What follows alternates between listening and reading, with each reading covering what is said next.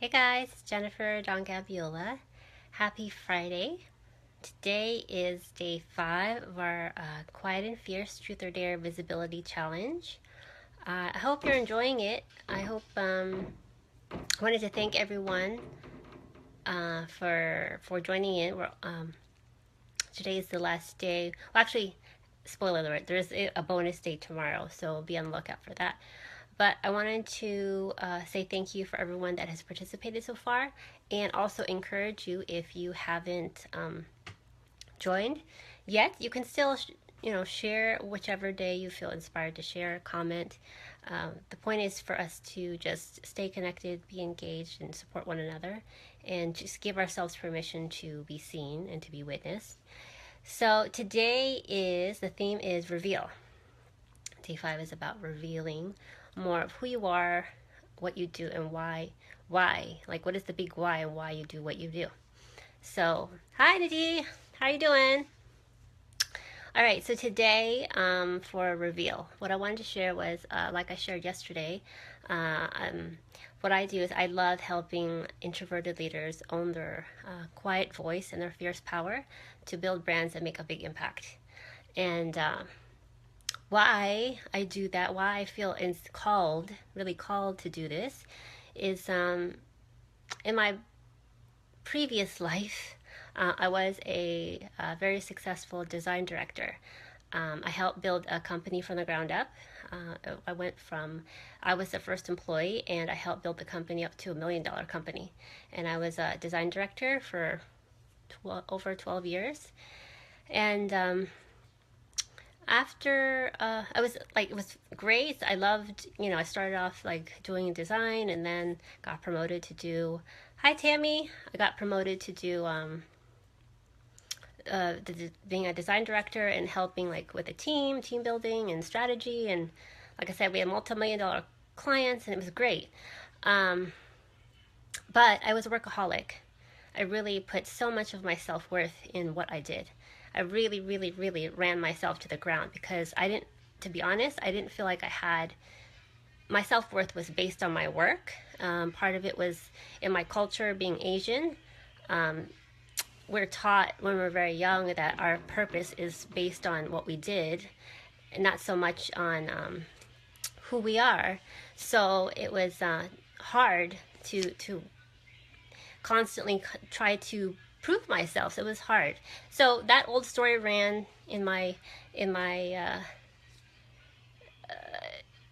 spirit. So that's what like really pushed me to keep moving and pushing myself. So I ended up, after this career, which was very successful, I had on the outside everything was I had it all, right?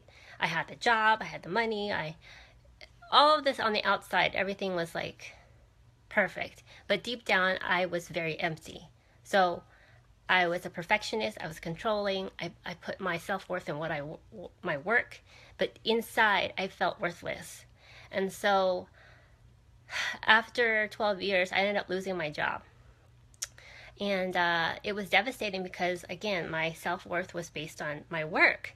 And so for me to lose my identity in that way and to get diagnosed with rheumatoid arthritis, which is a debilitating autoimmune disorder, but spiritually it made sense because I was so hard on myself. So I can see how that manifested in my body, right? I was a perfectionist. Like I said, I was just so self-critical of myself. So I understand how like everything was just all going haywire because I just did not feel connected to myself or my value. And so that's what happened with my career. And so I remember feeling like I was at a crossroads. I either could go to another 9 to 5 and feel and just go straight to like doing the same thing. But my spirit said, take some time off. Even though my ego was saying, how are you going to make money? My spirit said, just take some time off and rest, recuperate. You're burnt out. Don't go to another job right now. So that's what I did. I took probably at least 2 months off. I didn't know what the hell I was going to do with my life. And I just took some time to rest and just be, because I was constantly trying to do so much. And so after a couple of months, I got this divine download to put my poetry on clothes, which did not make any damn sense to my ego, who was like, how are you gonna make money with like selling t-shirts? But my spirit was like, yes, we're gonna do this. And so I had lost everything, my health, my career. I had nothing to lose. So I was just like, screw it, I'm gonna do this. So I'm in, my background's in design, so I put my poetry on t-shirts. I love designing, so I just put that out there, and then I created an Etsy shop. I shared on like vending events in boutiques here in Houston, and it went well. And I even got into Houston Fashion Week, which was super cool to see like all these models wearing my poetic goods is what I call it. And then I even made like a custom music track where you could hear my poetry over, the fashion show. You see the models, you hear the poetry. It was very powerful, very surreal event. So I love that moment so much. But after that, I felt like I still wanted to support women in a deeper way, because I created my poetic apparel collection because I wanted to help women express their beauty and their power from the inside out. That was the essence of why. But I wanted to go deeper. So I ended up expanding my business and incorporating the branding element and the design element, but really helping women to build brands from this soulful perspective. And with my background, hi Elisa, with my background in branding and design and marketing and all of that, I really wanted to help women find their calling, promote themselves in a way that felt so soulfully aligned. And so that's how I got here. Honestly, straight up, I don't know how the hell I got here. From like losing my job to getting sick to selling t-shirts to somehow 7 years later coming here and being here with you. This is all God. This is divinely guided. And it's been a big leap of faith. And I used to be, like I said, very controlling. But now with leaving my old job, it's taught me to understand that I'm co-creating with life. I'm co-creating with life every day, and what I do literally every day is I ask God, like, how do you want me to serve? And I just be present for the day and just like, okay, I'm going to do this. I'm going to do this. I'm going to do this. And then I just show up, and somehow it's led me here with all of you, and I feel so grateful that y'all are here in this group, that our group has grown organically, and that y'all are participating, and I see new faces sharing. Seriously, I don't know how I got here, but I feel grateful. I feel grateful because I feel like somehow life is moving through me and I'm being directed to help support all of you in this way. Because I know as an introvert, it takes a lot of guts, a lot of energy to put yourself out there, to be seen, to be witnessed. It takes a lot.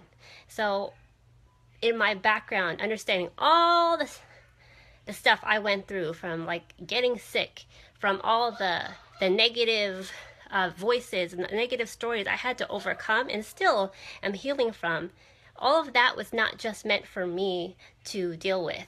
It's meant for me to heal, but then to support other people that have also gone through something similar. If I didn't go through all of that stuff in my past, there's no way I could support you now. I can promise you that, because I was a different person before. There's no way. Like I said, I was so focused on me, and I was very skeptical, but now my heart is open, and I just trust. I've surrendered that I am being guided by a force greater than myself, and I'm being called to be used in this way. Like, I didn't know exactly what I was going to share today. I mean, I knew I was going to share my story, but I can feel like this burst of energy coming through me, because I feel like I'm literally being used to convey this message, because I feel so passionate about it. Like, my life is my testimony, and I'm stepping forward consistently, showing you that, like, I'm not perfect, but what I'm experiencing is real, and it's honest. And I'm hoping that me stepping forward will inspire you to also do the same. It doesn't have to be video, but in your way, step forward and share your story. Step forward and allow yourself to be seen. That is why you're here. God didn't make you to be here to hide.